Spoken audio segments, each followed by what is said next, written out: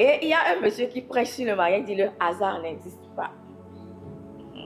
Le hasard n'existe pas. En matière de mariage, le hasard n'existe pas. Tu dois te lever et travailler.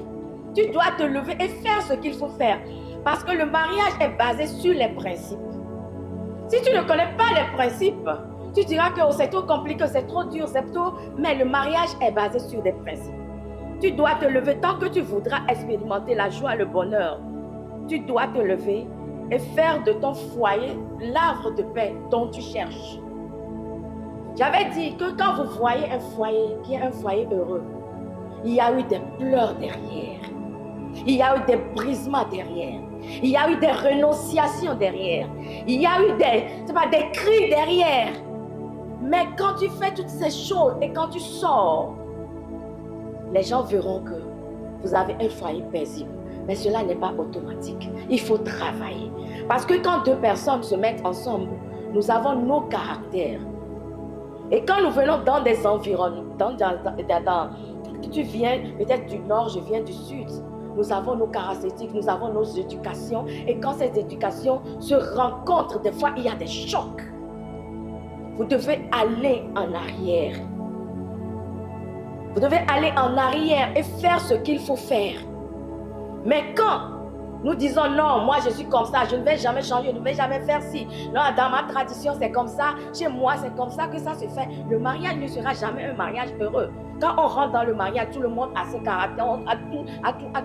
Mais arrivé à un moment, on fait bas la terre. Quand on fait bas la terre, c'est là-bas que je dis, il y a des renonciations. Peut-être tu t'es dit que moi, quand je vais me marier, aucun homme ne fait, aucun homme ne me fera faire ça, aucun homme ne me fera faire ci, aucun homme ne me fera ça. Mais quand tu entres dans le mariage, tu te rends compte que la Bible te demande le respect. Et quand il s'agit de respect, le respect de la tête jusqu'aux pieds, dans tout. Le respect dans tout. Vous voyez, quand on parle du respect, les gens croient seulement que même non, même ça reflète le respect. Moi, je ne cesse d'enseigner aux bonnes filles qui sont avec moi.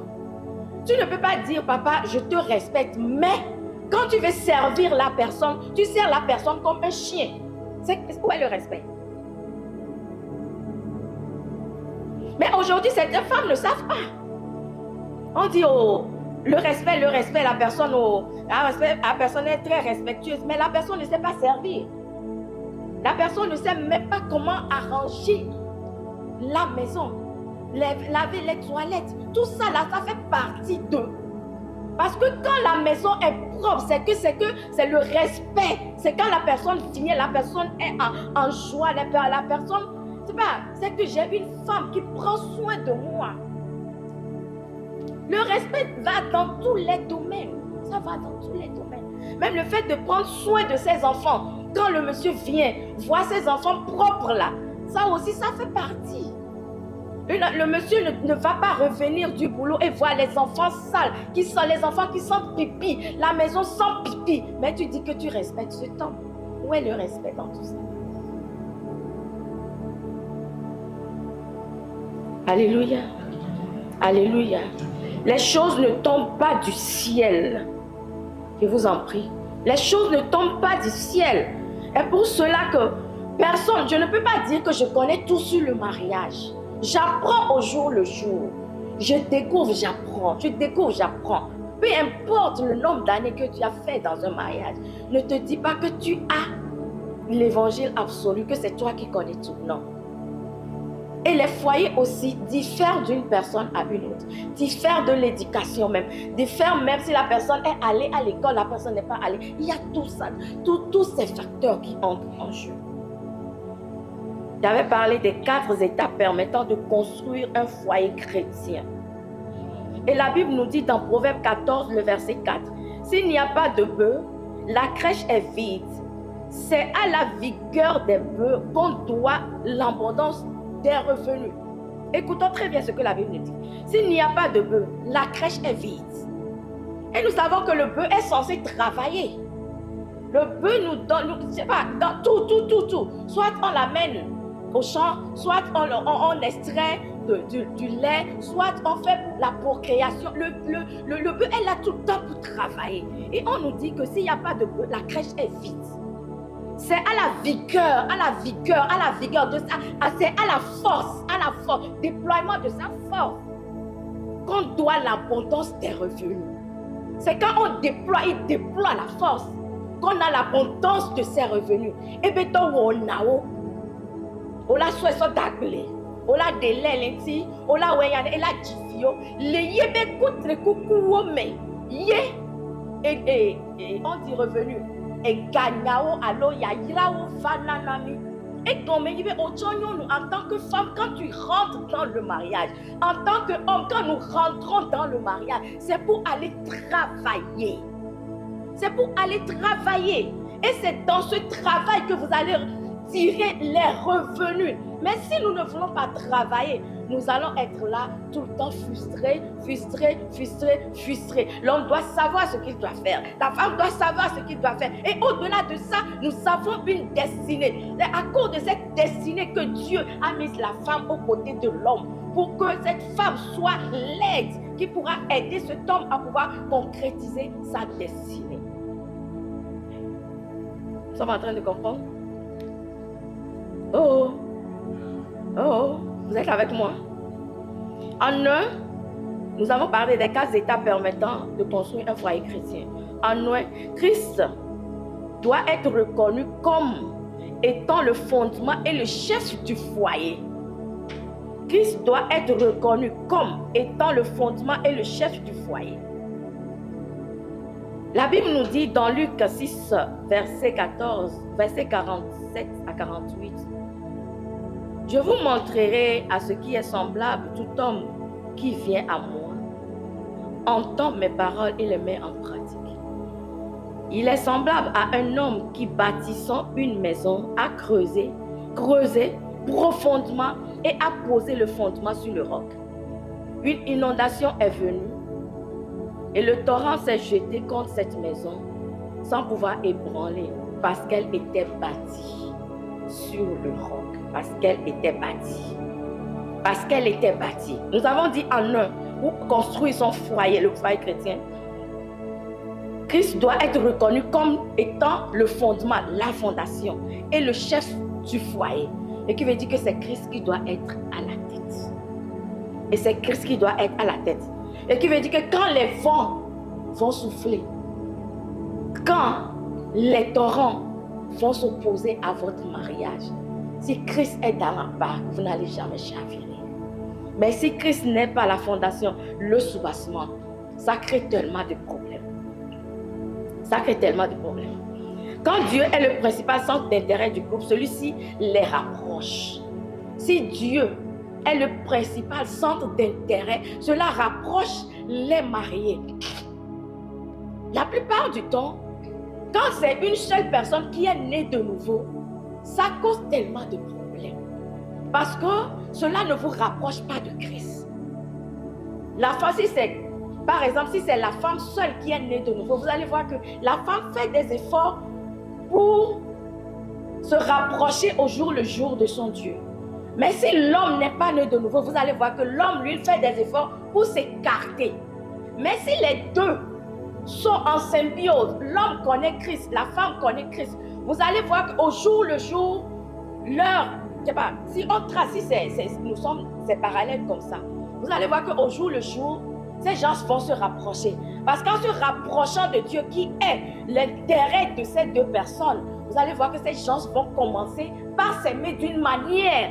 Parce que quand on a une destinée et tout le monde s'acharne à accomplir cette destinée, vous allez voir que ça fait la différence. On se comprend? Ça fait toute la différence. Je vous donne notre exemple. Le pourquoi vous n'allez jamais nous voir, nous insulter, nous quereller, tout ça, parce que nous avons Christ. Et notre centre d'intérêt est Christ. Et au-delà de ça, la destinée. Vous comprenez ce que j'ai dit? La destinée, ce que Dieu nous appelle à faire. Tout le monde est tellement imbibé de la destinée que nous ne parlons que de la destinée. Et pour la concrétisation de cette destinée, ou bien de l'appel les talents que Dieu a mis en nous, il faut que nous prions. Il faut que nous soyons des gens spirituels. Il faut que nous soyons des gens qui ne se querellent pas pour être en symbiose dans le monde spirituel et pouvoir accomplir la destinée. Vous comprenez ce que j'ai dit? Vous avez compris ou bien vous n'avez pas compris? Si vous n'avez pas compris, je réexplique. Si Christ devient le pilier central de votre foyer, Christ, le pilier central de votre foyer, c'est-à-dire que vous tous, vous regardez à Christ. Quand vous commencez par regarder à Christ, vous allez voir que votre destinée va vous interpeller. Et quand on dit destinée, votre appel va vous interpeller. Et quand on commence par parler d'appel, on s'assoit. Comment est-ce que nous allons nous s'y prendre pour accomplir cette destinée? Et comme la Bible le dit, la femme est là pour aider l'homme à accomplir le mandat pour lequel il est là. Si je suis là aujourd'hui, si j'avais épousé par exemple quelqu'un qui ne connaissait pas Christ, je ne serais pas là. On se comprend? Je ne serai pas là.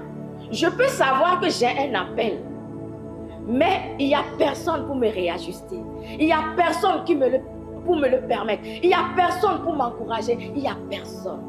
C'est parce que je suis avec un homme qui est dans le ministère et que mon appel aussi est là.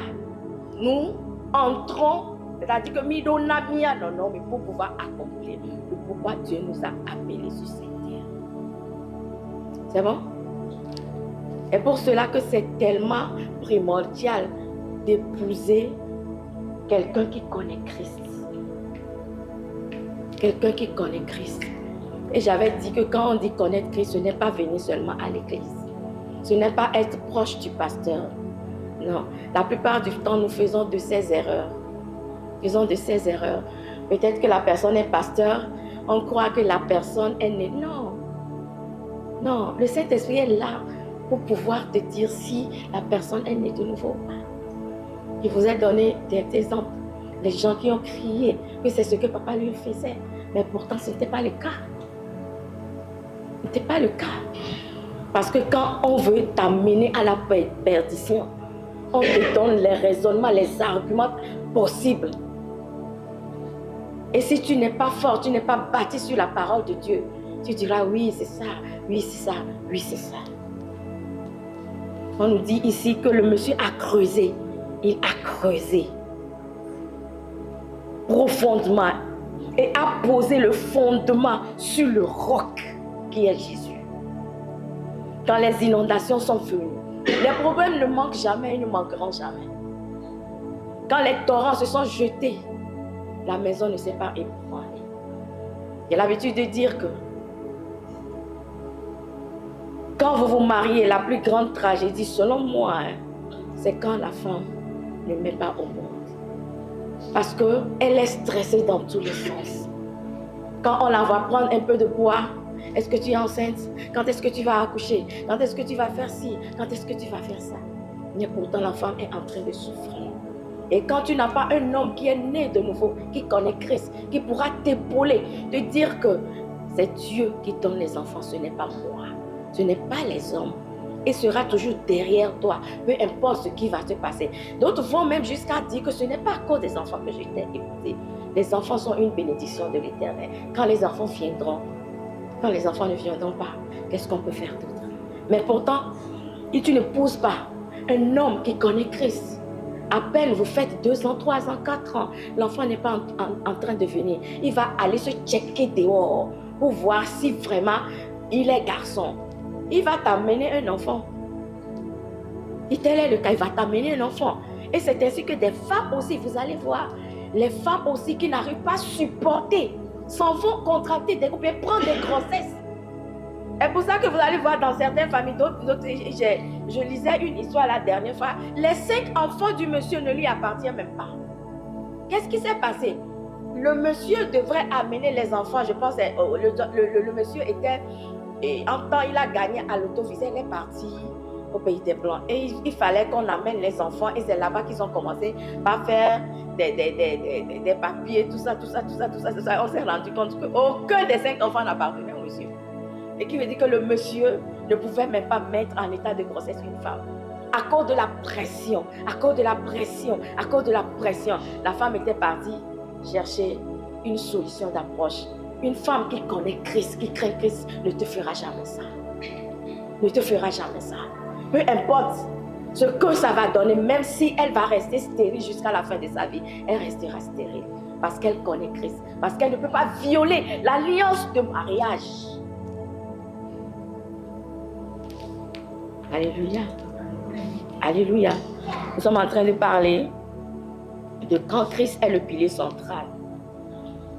Et quand Dieu est le principal centre d'intérêt d'un seul conjoint, le couple ne se rapproche pas. Le couple ne se rapproche pas. C'est comme je venais de le dire, une personne est en train de chercher Christ et l'autre personne est en train de s'écarter de Christ. De s'écarter de Christ. Dans le cas où le mari ou la femme poursuivent chacun leur rêve et où Dieu ne fait pas partie de leur vie, les conjoints s'éloignent de plus en plus de l'autre et cela conduit souvent à des foyers brisés.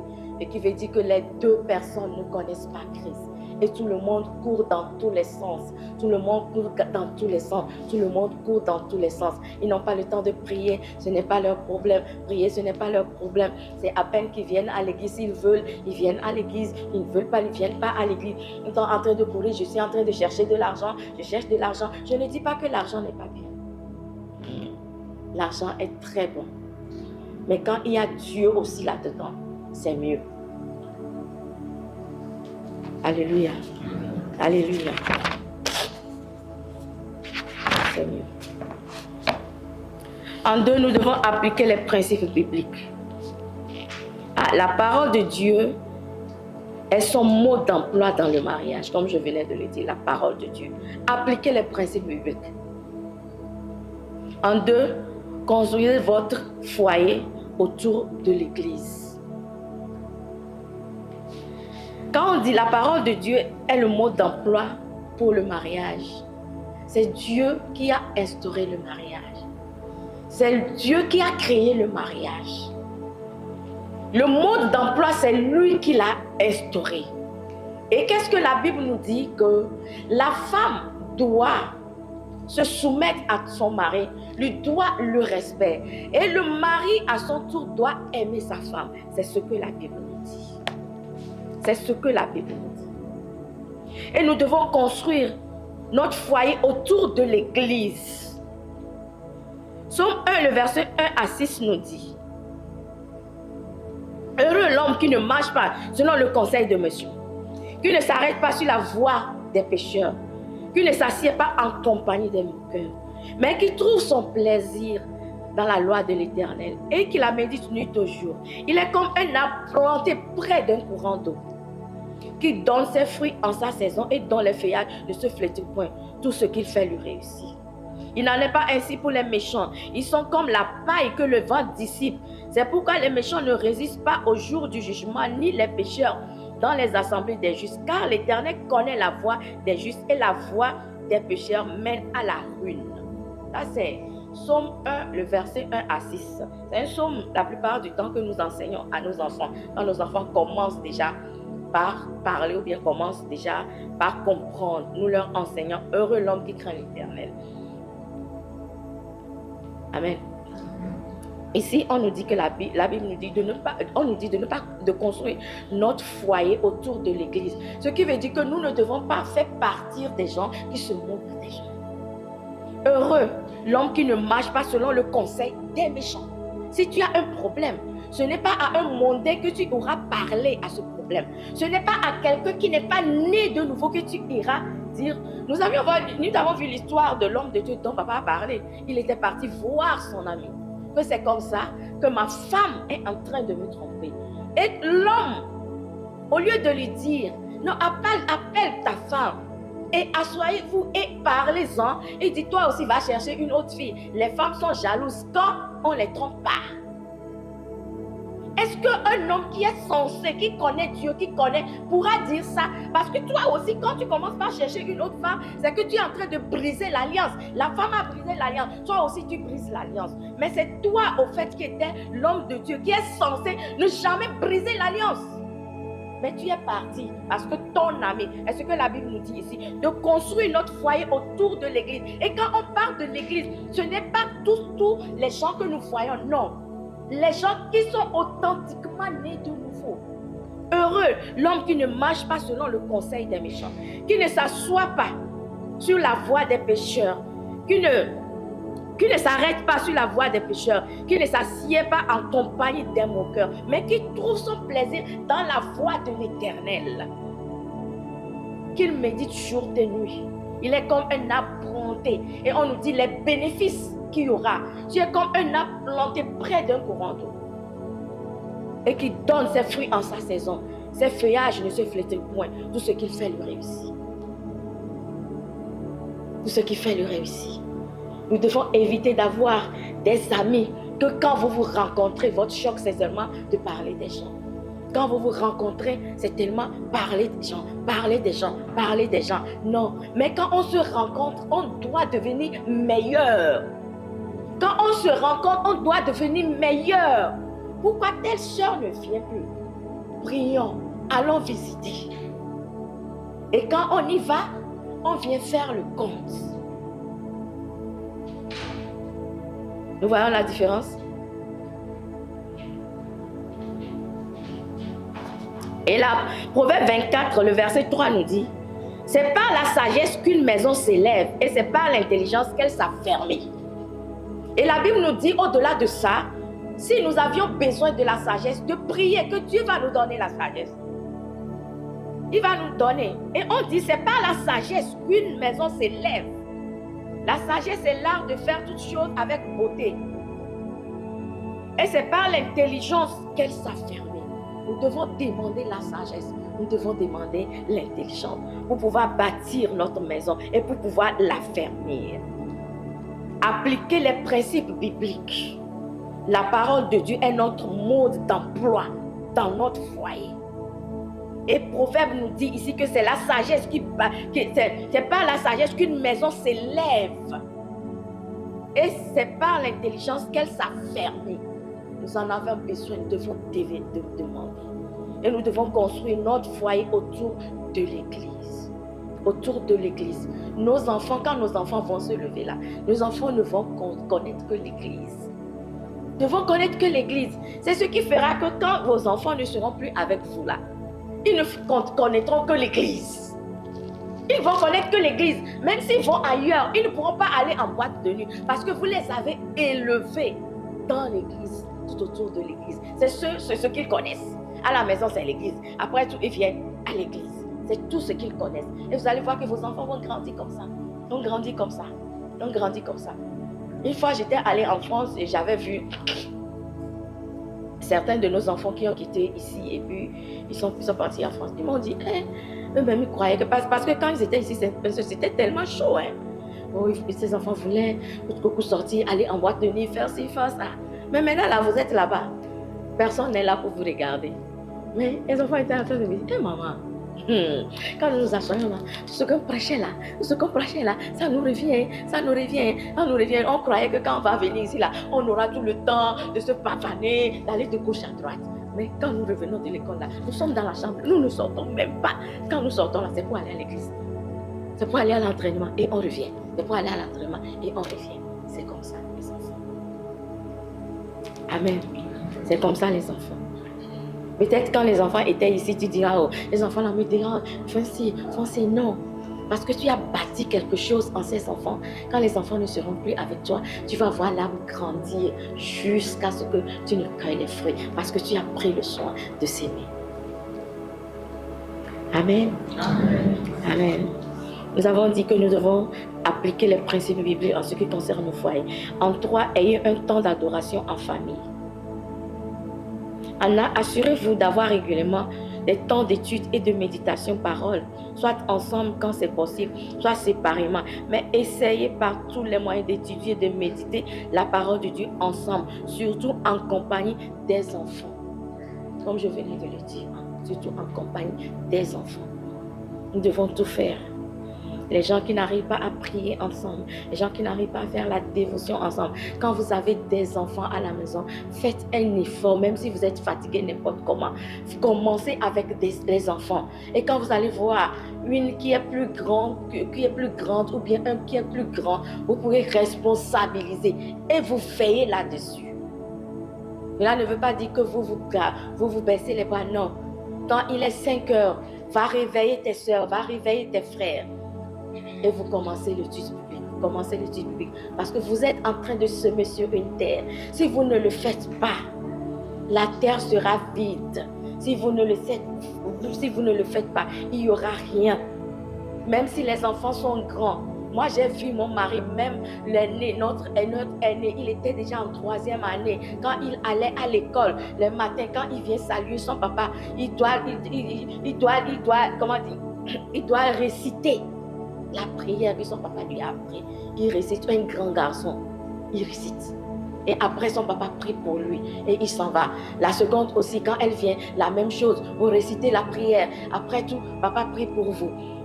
Le dernier aussi, quand lui aussi vient, des fois, les 3 en même temps, si c'est lui qui va les amener à l'école, les 3 en même temps, tout le monde récite sa prière et puis il prie pour tout le monde et puis ils s'en vont. Et quand il n'est pas là, je prends la relève. Le samedi matin, on les rassemble, même si vous venez en vacances chez nous, samedi matin, tout le monde au salon, on prend la Bible. Les gens qui ne connaissent pas certains versets que nos enfants connaissent là, vous apprenez, tout le monde apprend. Et on vous laisse les versets ou bien on vous donne des tests à lire. Après tout, on vous pose des questions là-dessus. Après tout, on vous réexplique. On prie avec vous. On fait ci avec vous. On fait ci avec vous. Alléluia. Que tout le monde fasse un effort. Ce n'est pas aisé, mais c'est à nous de le faire. C'est à nous de le faire. C'est à nous de le faire. L'adoration. Nous devons avoir un temps d'adoration en famille.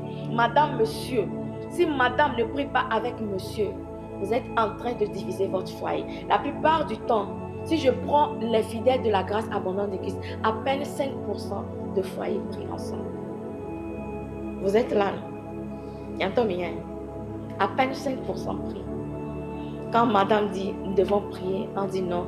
Moi, j'ai déjà prié. Moi-même, je vais prier. On ne vous demande pas de prier tous les jours, 5 jours sur 5 jours. Cherchez un jour et priez. Cherchez un jour. Et ensemble, vous priez. Ensemble, vous jeûnez pour la destinée de vos enfants. Ensemble, vous prophétisez pour le devenir de vos enfants. Si vous ne le faites pas, si vous n'arrivez pas à occuper vos enfants, le diable occupera vos enfants. Le diable le fera à votre place. C'est à vous de le faire. Personne ne le fera pour vous. C'est à vous de le faire. Au moins une seule fois dans la semaine, si on est tellement occupé, une seule fois dans la semaine, on peut le faire. Une fois dans la semaine, on se rassemble, on s'assied. Maman, papa, on prie pour le foyer, on prie pour les enfants, on prie pour les finances, on prie pour nos projets, on prie pour nos santé, on prie. On prie. On se comprend? On prie. Si nous n'avons pas l'habitude de le faire, si nous ne faisons pas partie des 5% là, faisons un effort pour faire partie des 5 personnes, des 5% de personnes. Nous, par exemple, le matin, quand on veut quitter, la plupart du temps, papa prie pour moi. Lui, il s'en va très tôt, il prie pour moi avant de partir. Ou bien si je veux partir, il est encore couché, il se réveille. Quand il sait que je fais mes chaussures, il entend là. Il se réveille. Et puis, il prie, il confie toute la journée entre les mains de Dieu. Tout ça là, il fait ce qu'il a à faire. Et puis, il dit Amen. Et puis, je m'en vais. Ça ne l'a jamais tué. Ça ne l'a jamais tué. Parce que c'est là-bas que le diable nous attaque. C'est là-bas qu'il nous attaque. C'est là-bas qu'il nous attaque.